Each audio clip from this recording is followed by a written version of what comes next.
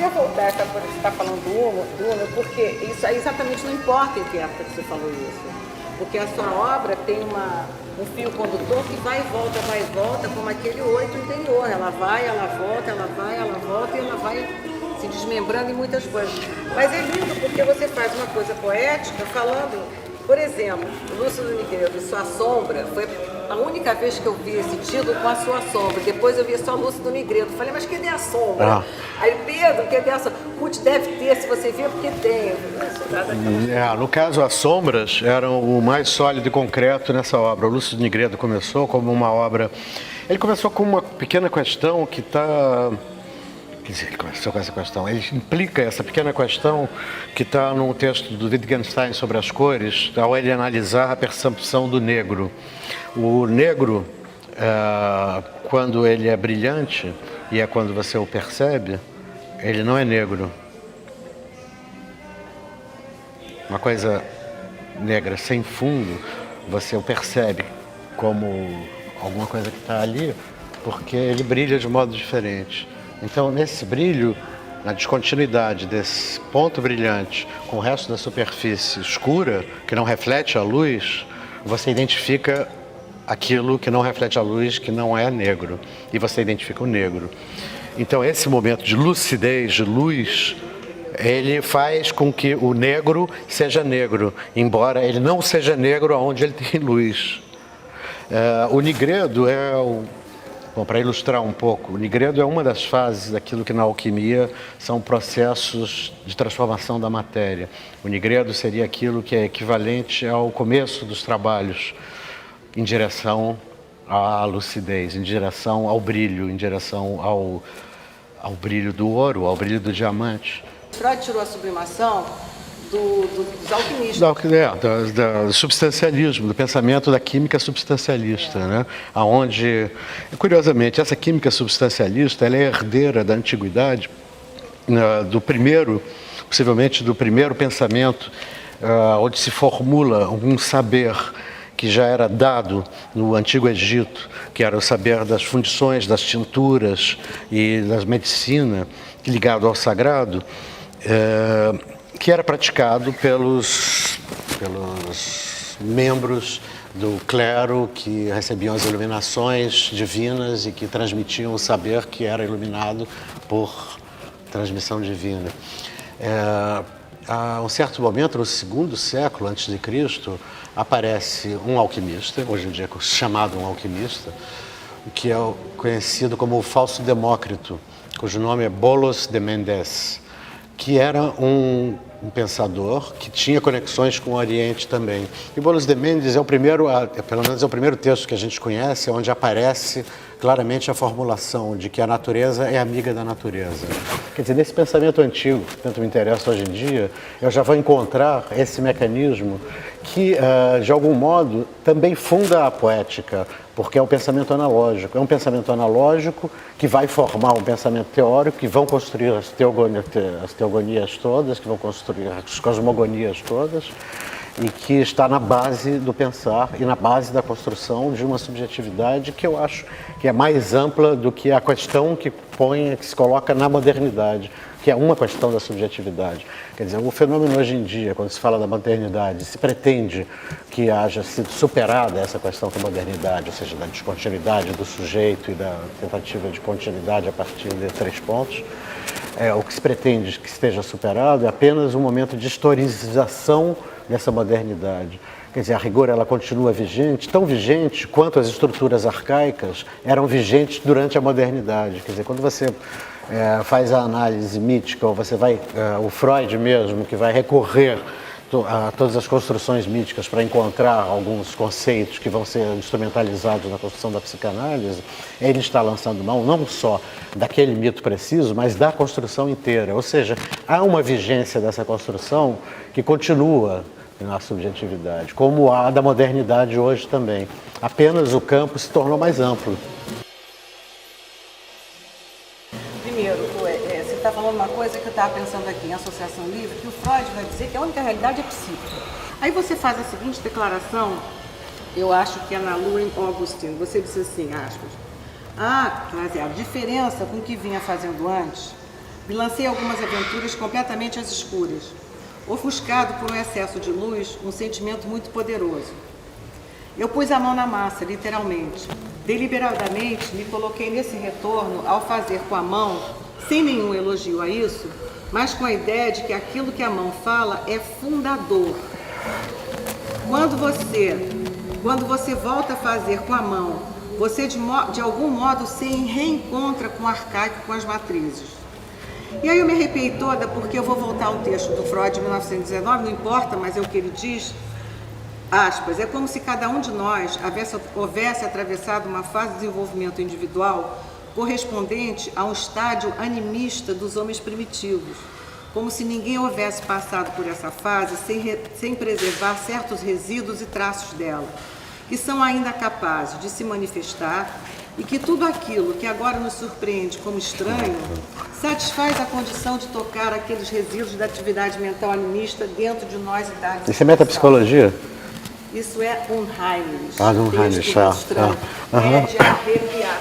E é curiosamente essa ideia de desse enunciado aí, desse discurso que você foi encontrar na Luiz Agostinho, de eu falar dessa coisa de voltar à mão, foi o momento em que eu comecei a fazer essa série toda de obras que de algum modo está ligado ao Quase Auroras, que é exatamente um registro que eu chamo de quase mítico, onde imagens quase fugazes, que são aquelas aquarelas, não sei se você lembra, fazem quase inatingíveis, quase imperceptíveis, dão num estado de aparecer, de quase aurora, como eu digo, e a imagem que elas representam são cenas que você intui um pensamento mítico por trás. São elementos que parecem construir um mito, mas que não estão amarrados, eles estão ali também no mesmo estado de aquilo que eu chamo de pré-mítico.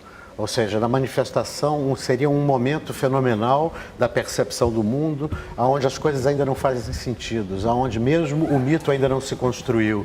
Esse período seria equivalente à antropologia, num período anterior à formação de grupos sociais humanos, e quando começam a convergir, a se congregar os humanos e a viver numa comunidade. Similar a isso, esse trabalho, então, que depois se estrutura a partir desse fazer manual, que é essa volta a um corpo que nasce do seu próprio corpo, ao corpo que nasce das suas mãos, do seu fazer manual, e não de um pensamento da sua psique, evidente, acompanhado desse pensamento, mas através da escrita do fazer manual, o que se revela nessa série de pensamentos, esse corpo de obras, né, que se constrói a partir desse momento, são 5 anos atrás, estão numa investigação desse momento que eu chamo, que eu acredito serem uma investigação de um corpo idêntico àquele encontrado na anterioridade do estado do espelho.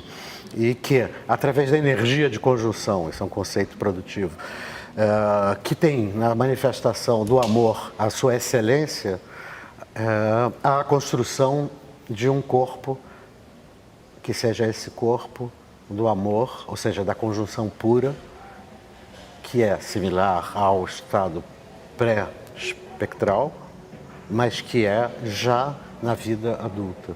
Não sei se estou sendo claro, na vida adulta. Seria você, no amor, ser capaz de encontrar, de capturar esses momentos fugazes que o amor te delibera, te proporciona, de coisas que são quase um corpo seu, quase o mundo ao redor, quase os atributos todos, e que têm uma materialidade, que é o seu próprio corpo, mas que não é o seu corpo tal como você o reconhece, é o seu corpo misturado ao corpo da pessoa que está com você, se é que existe, misturado à luz do sol, misturado à temperatura, misturado às memórias dissoltas das duas pessoas ou das X pessoas.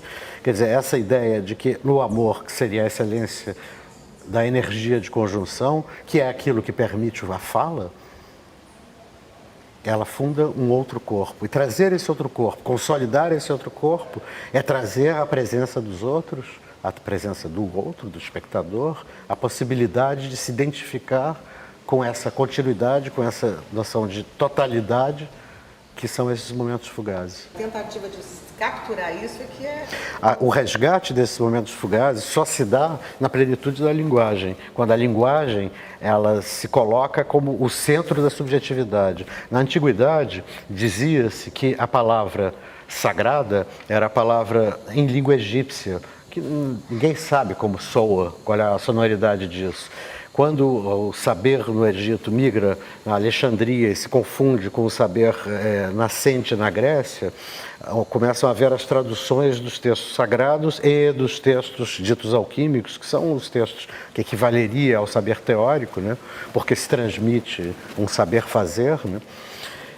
Se diz que as traduções do grego são paupérrimas, porque elas não têm o som da palavra.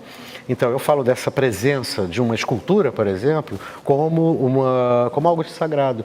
Como a palavra era sagrada no Antigo Egito, onde não só ela nomeava a coisa, mas ela fazia a coisa aparecer. Eu acho que o que o artista faz é fazer surgir aquilo que não é. E aquilo que não é, só é a presença e pela existência daquilo que a faz surgir. Quando fala da palavra, eu fico pensando assim, a gente fala por quê? Porque falta, porque você vai falando, por exemplo, sobre uma obra sua, como você falou, você fala desse momento aqui, mas o outro vai falar de um outro momento, de outro, e de outro, e outro. Então a palavra não dá conta. Não dá conta, ela fala porque falta coisa, vai sempre faltando.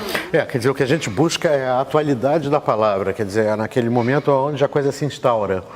O momento que a coisa se instaura, ela é. Aí depois ela é memória daquilo que foi. Agora, uma escultura que se presta a esse nome, que se preze, é um dispositivo qualquer que traz a presença, a sua presença, essas evidências, que te envolve, que te captura e que te faz, por um átimo, viver aquilo que é uma experiência. Assim, eu dizer, estou com frio, você me entende, porque você já teve frio e você vai dizer, ele está sentindo uma coisa similar àquilo que eu senti quando faziam 2 graus. Agora, uma palavra poética te faz sentir frio. Então eu não digo estou com frio, você sente o frio que eu senti. Olha só, aí eu vou ter que introduzir uma palavra sua na reflexão de um amigo nosso, quando eu liguei para você, perguntei o que você achava de uma determinada situação, uma exposição. Você falou assim, no telefone no ar, você falou sublime.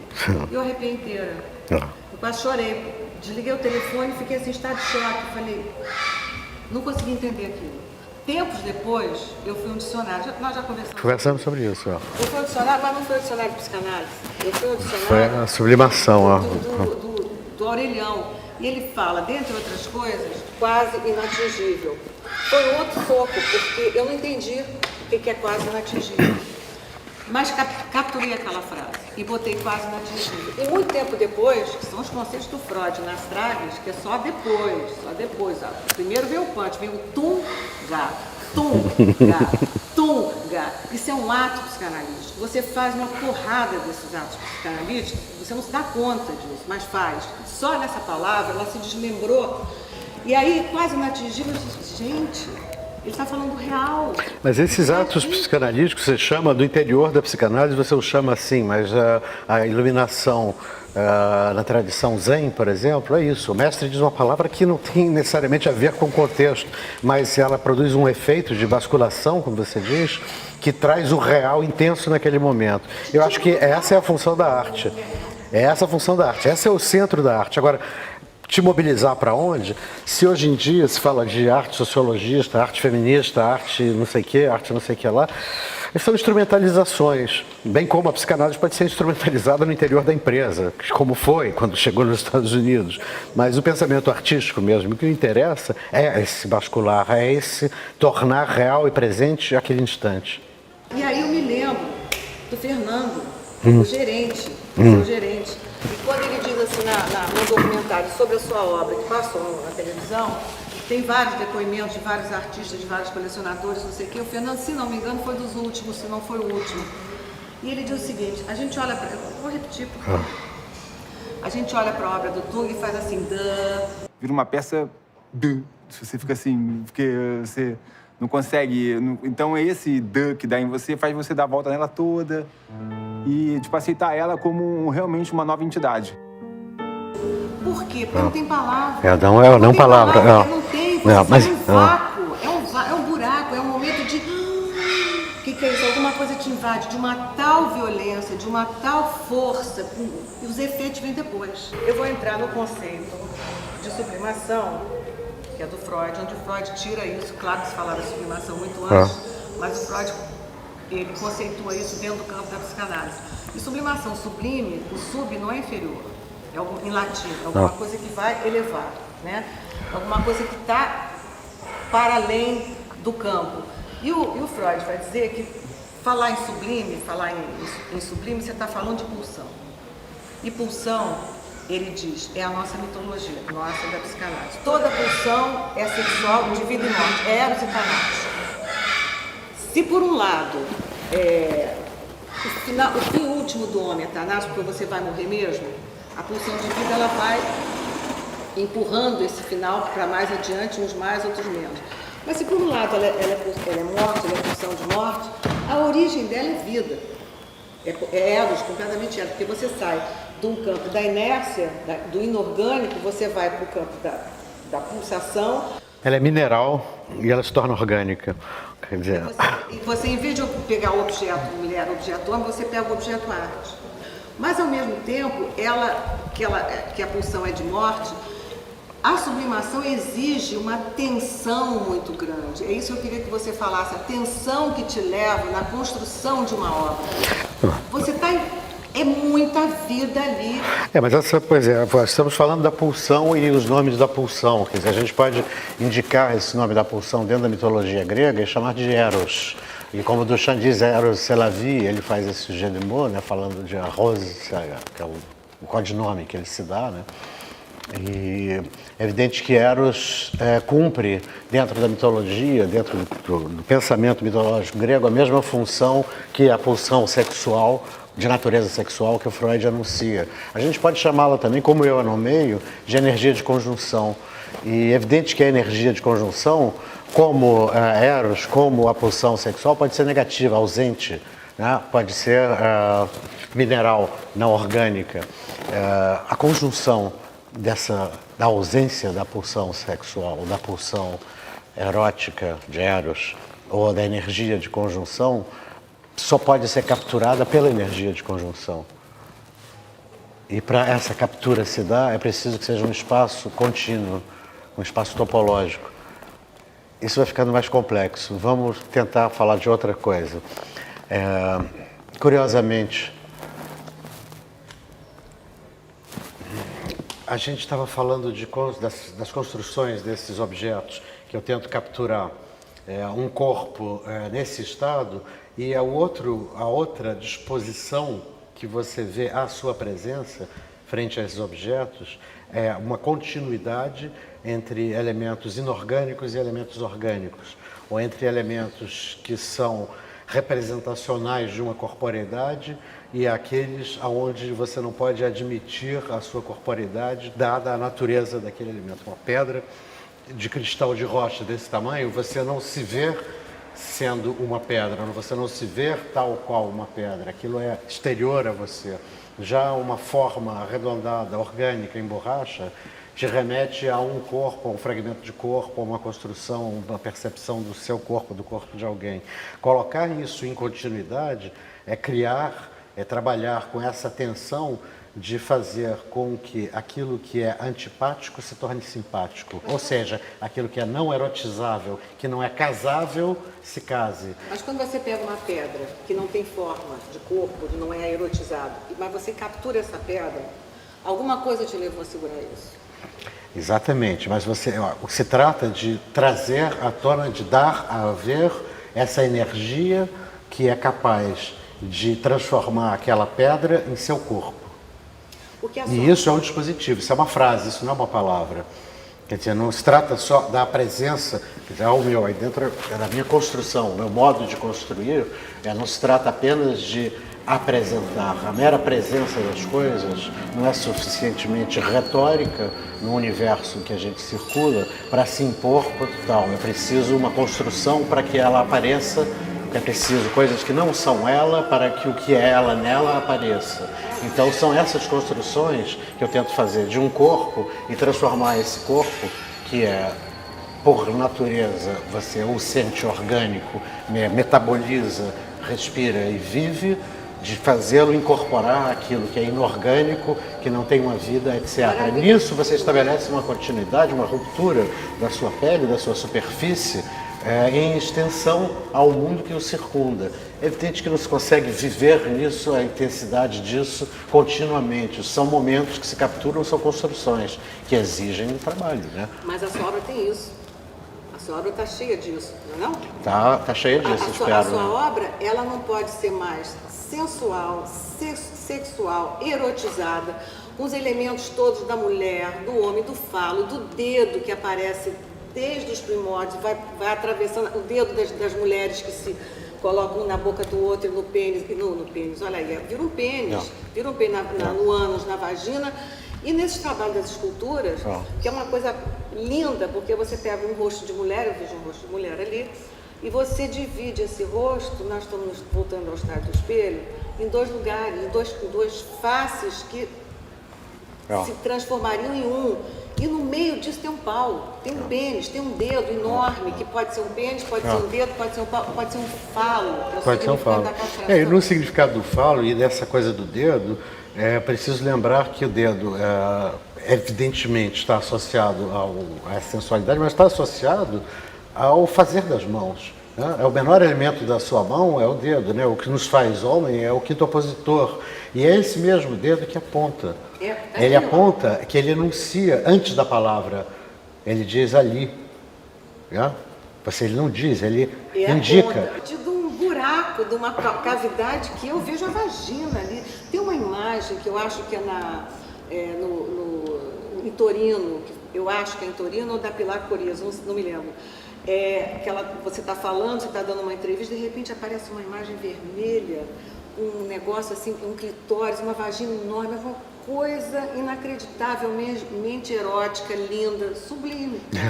Hoje até o Fernando comentou, eu estava com o Barral no ateliê, a gente estava terminando uma dessas formas, o Fernando comentou assim, um dia a gente vai ser preso por causa disso, eu vou ter que explicar que isso aqui não é o que é. Não, ele vai explicar assim, olha...